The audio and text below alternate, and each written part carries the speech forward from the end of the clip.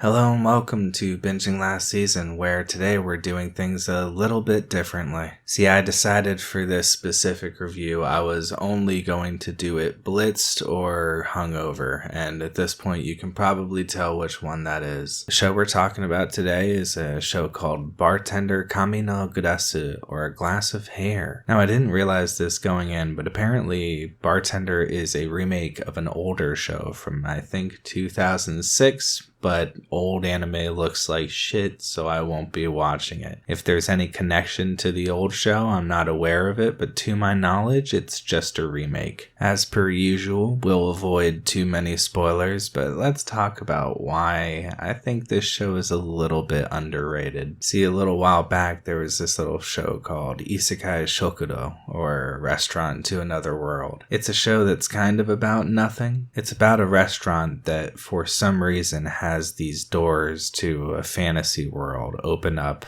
one day per week on Saturday, and it's more of a character study on the people who walk into the doors. It explores their backgrounds and what's going on with them in the fantasy world, the struggles that they come up against, and the major plot points of their lives. That's all just a tangent, and the reason I bring it up is because Bartender is a fundamentally similar show, apart from the fact that it takes place in the real world, a place that I loathe. But Bartender is a different kind of show. It's very much non-standard. I'm gonna need to go into detail to explain what's good about it and what's maybe not so good about it. As per usual, minimal spoilers, so let's talk about Bartender, Glass of God.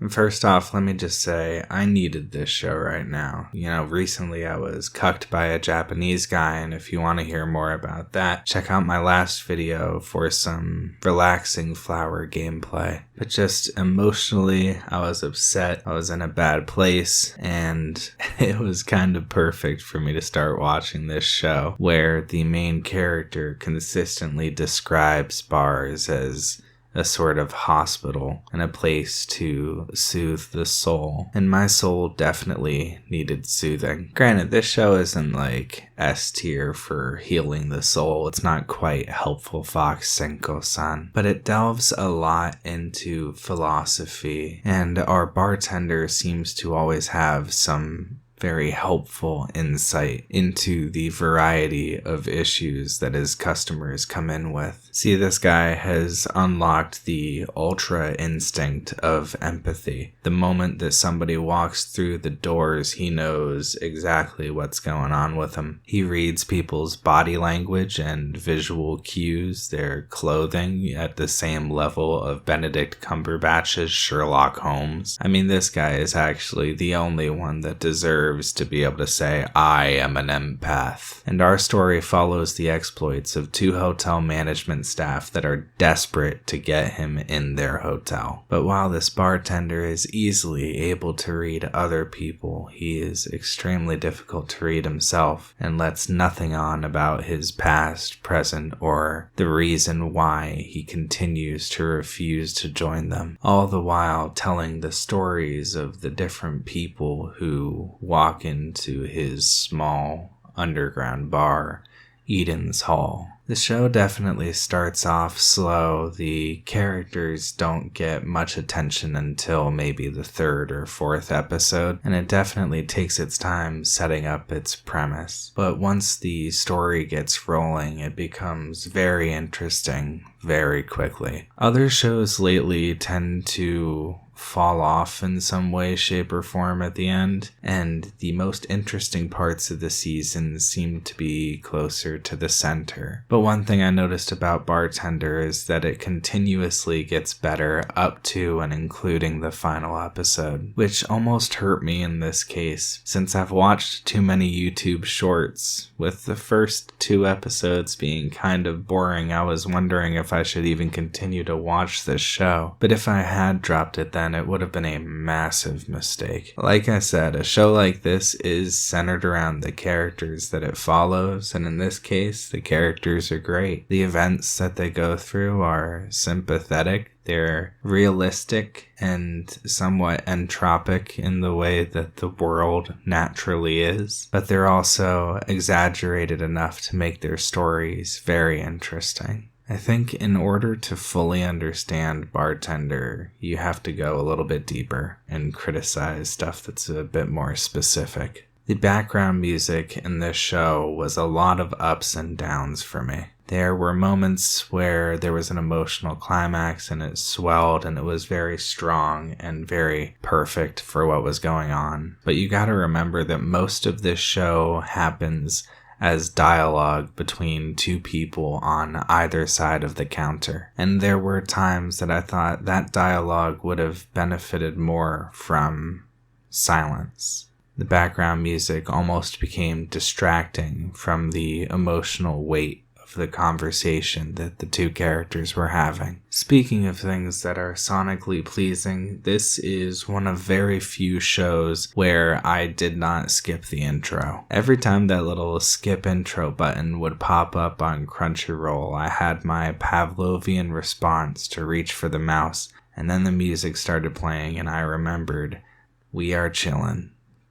That this is the type of show to put you in a mood to just relax. Most of the time, there really wasn't a rush to skip the intro to get to the next episode. You could just enjoy it at a leisurely pace. And I did notice something with the intro itself after a few listens that made me realize that it almost perfectly coincides with the show. See, most of the intro is sung in a falsetto. It's a very light voice. It's very, again, relaxed. We're taking it easy. But there is one very powerful note in the chorus where the singer goes from his falsetto that he uses for the rest of the song to holding out a strong note and singing it with his diaphragm. It stands out in a really good way and almost perfectly aligns with the way that the show is presented, where 90% of the runtime is a chill and relaxing look at these different characters, and then you get that strong moment of emotional impact where the conflict of whatever story they're currently looking into is addressed. And that moment of emotional impact is even stronger because everything that happened before it was relaxing. I just thought it was very cool, whether intentional or not, that the intro lined up so perfectly with the pacing of this show.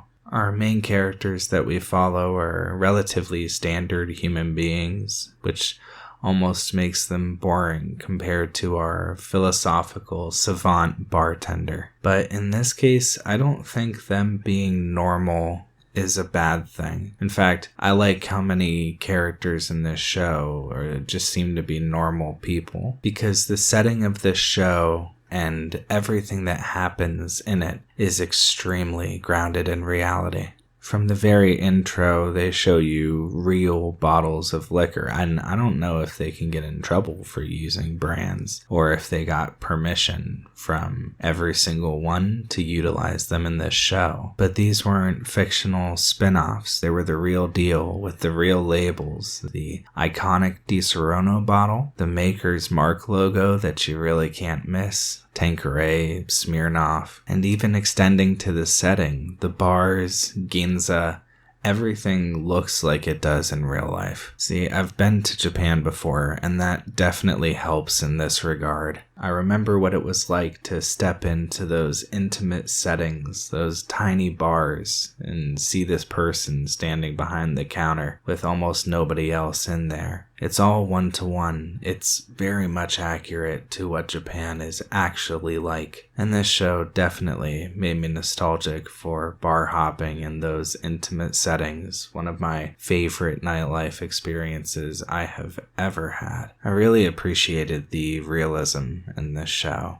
It might not land for somebody who hasn't been to Japan, who doesn't have memories of these types of places and nostalgia for what's being shown on screen. But for me, their depictions of real life locations like Ginza and Ikebukuro just made me feel nice. It just brought me back in a way. Although if you do go to Japanese bars anytime soon, you probably shouldn't expect to find some learned philosophy major telling you the different ways to get through your day in life. The thing that's really not that accurate here is the depiction of bartenders themselves. Maybe this was closer to the truth back when it was written. Again, this was first adapted around 2006, and so the manga itself is probably a bit older. But nowadays, bartenders probably aren't going to have a clever one-liner that tells you exactly how to handle your business in life. That's not to say that I don't appreciate this idealized form of bartender. I like the message that's coming across, that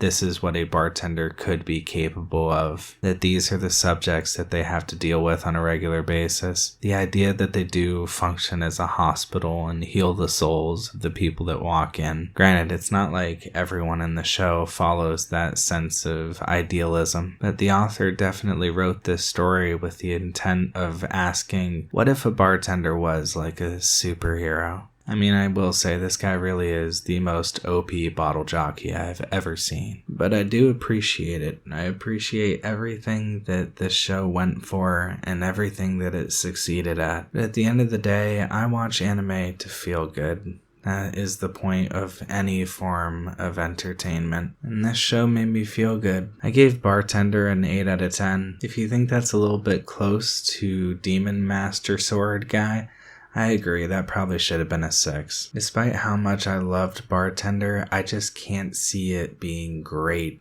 or definitely not a masterpiece. There were issues. And all the things that Bartender did well, I would describe as A tier. It's not quite S in any sense, which is why I felt like I just couldn't push it toward 9 or 10. I will say this 8 is definitely closer to a 9 than a 7. That is not even a question. I've seen a couple other reviews that really slept on this show, and that makes me sad because I like it when we get a different kind of anime every once in a while. As much as I love fantasy settings, this one was firmly grounded in reality in the best way possible. So if that kind of show sounds interesting to you, then pour yourself a glass and learn a thing or two about cocktails. Just don't overdo it and get hungover like me. See you next time.